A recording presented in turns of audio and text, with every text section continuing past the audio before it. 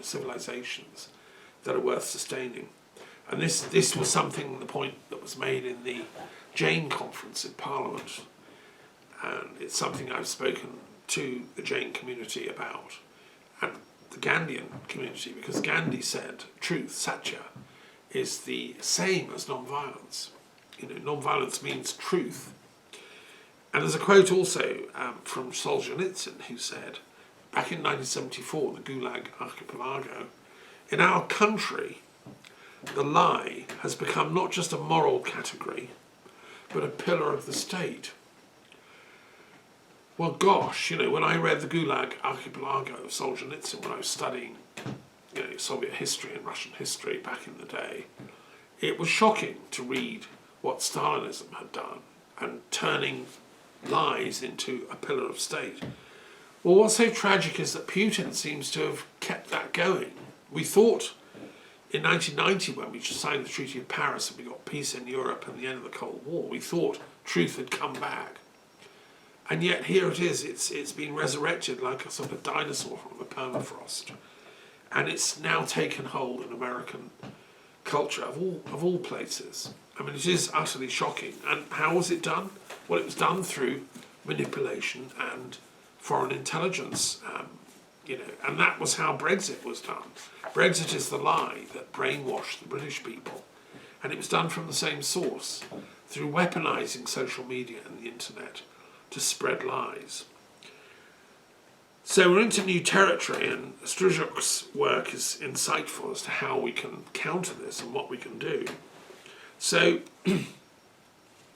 I also want to give a shout out to a very important information source which is about truth, called Byline Times, and a recent article of theirs has exposed you know, the joined up sort of creatures behind contemporary British politics, and how they're in bed with American right-wing Trumpites. Lord Maurice Glassman is unfortunately a Labour peer who's a bit confused politically. He's founded something he calls blue socialism, which is reconciling conservatism and socialism. But his bedfellows include Peter Thiel, founder of Palantir, and Curtis Yarvin, who's a kind of racist Trumpite who has crazy views about the inferiority of black people. Just genetically, they're not as intelligent as whites. Peter Thiel has become a sort of Christian off the deep end of apocalypticism, predicting, you know, misusing Christian prophetics to justify his own lack of morality, I would say. And then you have the Reform Party has created a think tank called Centre for a Better Britain under James Orr, who's chums with all these people. And Elon Musk is part of that same crew. So there's this right-wing network of anti-intellectuals, is what I can call them. You know, they go under the name of the Dark Enlightenment. And they've just organised a conference in London in 2025 called the Alliance for Responsible Citizenship, which is, you know, a misnomer. One of their key funders, Sir Paul Marshall, who funded that conference, is also the great funder of GB News, which is pumping out hate speech, effectively, in the name of British nationalism. And he also runs Unheard and has just bought The Spectator. So these right-wing media barons are creating a sort of thought climate in which hatred becomes a patriotism. They all hate Islam, especially, and that is a mark of their intellectual poverty, because one of the greatest kings of England, Richard the Lionheart, although he fought Islam, he never made the mistake of hating Muslims. He was a good friend of Saladin. He respected the Islamic worldview. He learned from it, as did many other, you know, people that went to the Middle East. So I think we have to rethink where we're going in American Britain. Do we want to go down this route of hatred, which is where Breivik went, and where the Christchurch killer, who killed 51 people and injured 80 back in 2019 on an anti-Islamic thing. He went into mosques, shot them all at prayer. That's where it leads. And it leads to Gaza, because they're also in bed with extreme Zionists in Israel who have this pathological hatred of Islam.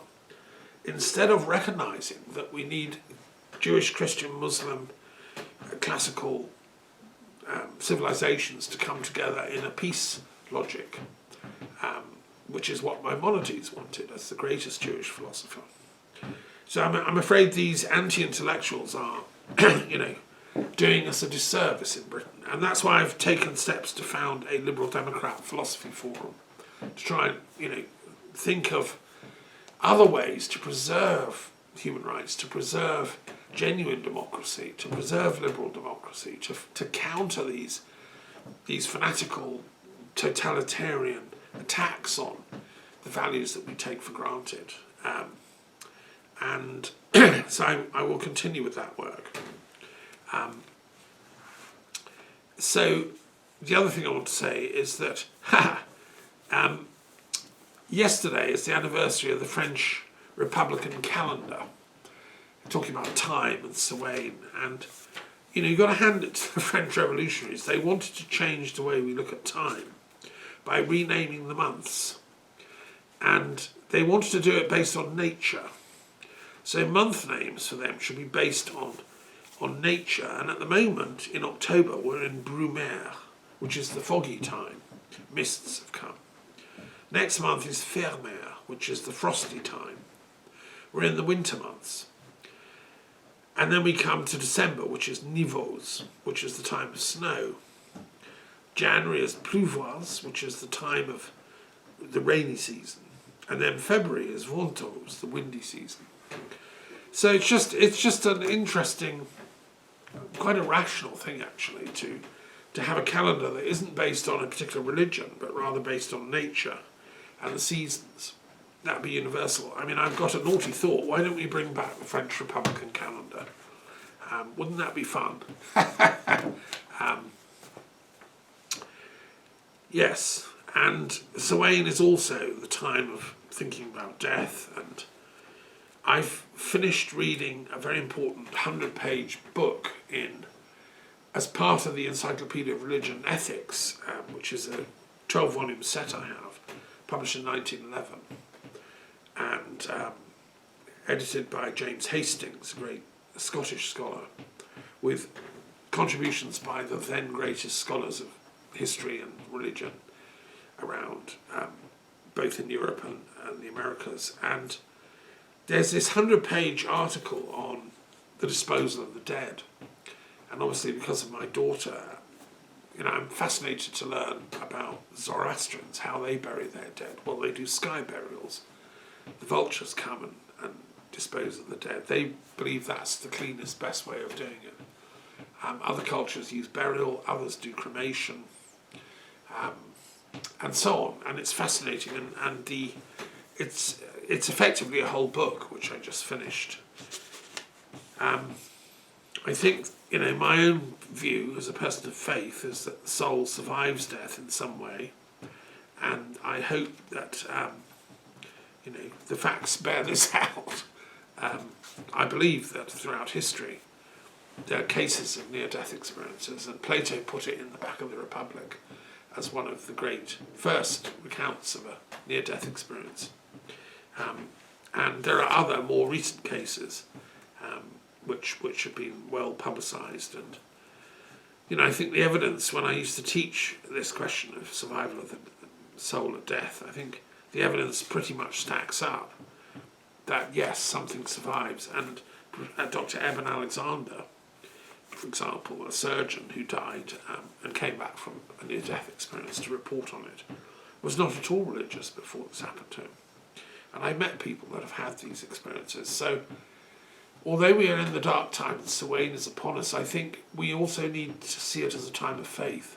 We come through this. Life is temporary, as Buddha said, which is why we shouldn't sort of over-invest in the thought of permanence. We need to accept impermanence as part of life's flow and the rich flux of being. We survive in other forms, in other worlds. So it's a time of testing. And this is where we can lament at this time also the deaths of this year in Gaza, in Palestine, in Lebanon, elsewhere in the Middle East, in Ukraine and Russia. How can we end these cycles of hatred? Well, that's why we need a European peace agency. The sooner the better. And we need the UN to do its part, but it's become too marginalised by the great powers. That's why I think Europe could take the plunge and create a European peace agency. I'm also studying an important book, another book by Barbara Tuchman. I've discovered her as a great historian, called The Bible and the Sword, which is a study of the relationship of England to the Middle East and Palestine particularly, going right back to the very first pilgrims who went from England to visit Jerusalem. And I've discovered people like the Anglo-Saxon Willibald, who was a bishop in Germany actually, but was from Wessex originally, travelled there. And St. Willibald travelled to Palestine in 724 to 730 AD and wrote travel diaries. And so did many other Anglo-Saxon pilgrims. And in this amazing book she gives details of them all. And she's going to end with the Balfour Declaration. She's trying to study why the English decided that the Balfour Declaration was a good idea. Why did they want to see Israel reborn as a nation? What were they thinking? And obviously this is a very topical question. And it's usually dismissed as sort of Christian Zionism. But I want to understand the details. I want to see what other shades of meaning and differences within this so-called Christian Zionism.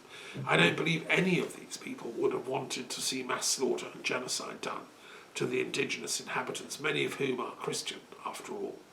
It's a complete distortion of what Balfour would have wanted, or any of the other people who, like Lord Shaftesbury, who thought that, being nice to the Jews and stopping anti-Semitism was a good thing. None of them would have thought it would lead to the mass slaughter and genocide of the Palestinian indigenous peoples population. So there's a lot of unthinking and rethinking and nuancing to be done here, which I'm working on as chair of the Truth and Reconciliation Commission for the Middle East. We have to have these thoughts, and you can't just, as Ilan Pappé says, well, it's all the fault of the Christian Zionists. Well, certain types of Christian Zionists, but I don't regard Steve Bannon and this crew, Trumpisms, as actual, intellectuals of any type. They're just hysterics, as far as I'm concerned. As are the Likud Netanyahuists. They're just functioning on hate speech.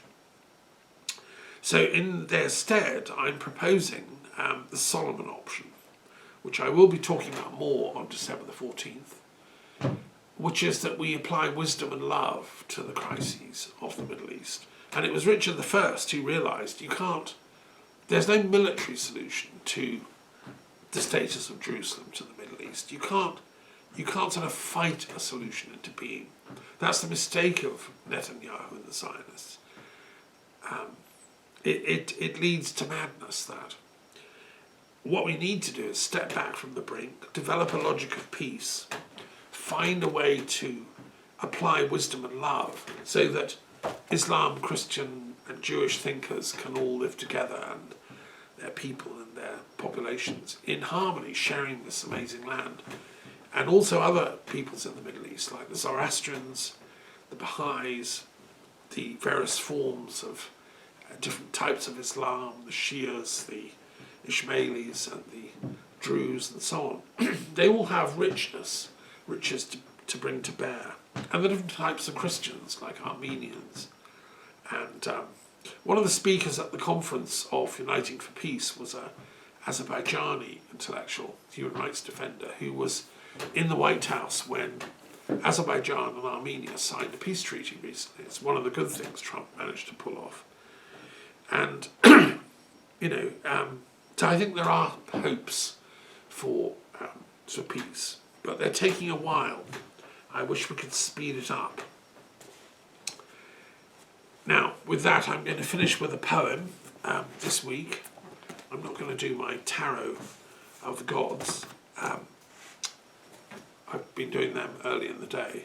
I'm going to share a poem instead.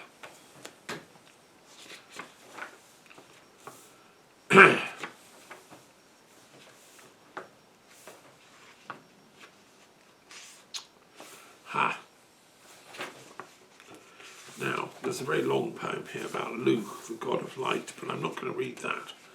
It's very long, but it's worth reading. It's in my Collected Poems, Volume 7.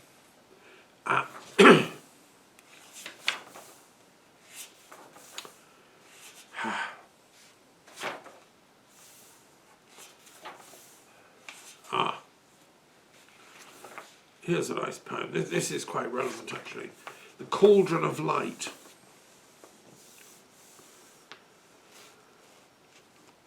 Into the great cauldron of light, the fierce flames flicker and shed their load, sparkling off into the ethers. The sun warms the last rays of summer as we fall down into dark, deep winter. Can I sing this final song?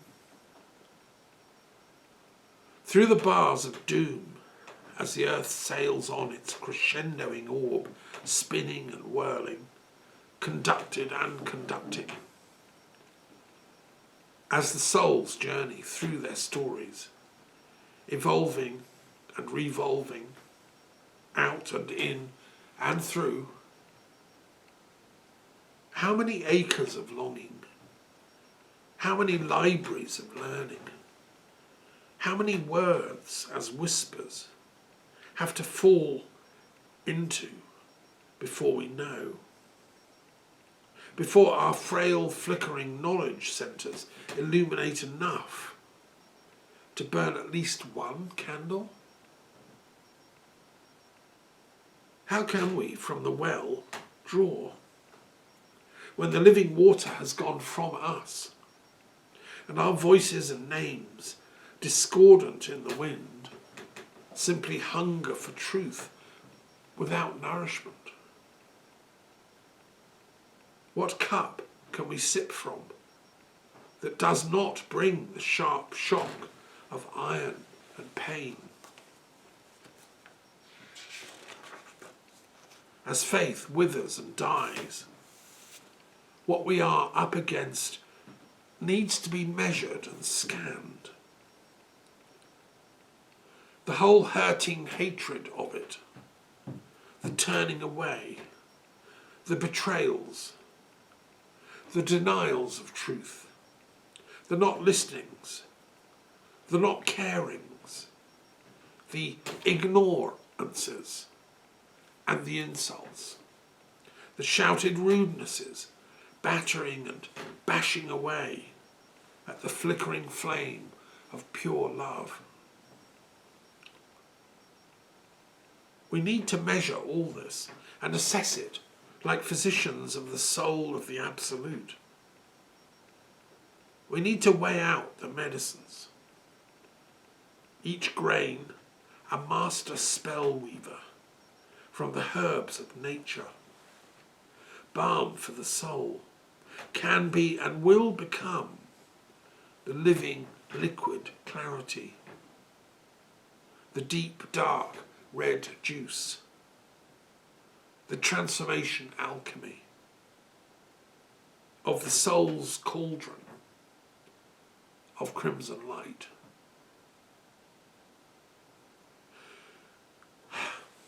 So that poem is called The Cauldron of Light. There we are. What do you think? Did you enjoy that? Right, thank you very much, and happy Samhain, happy Halloween.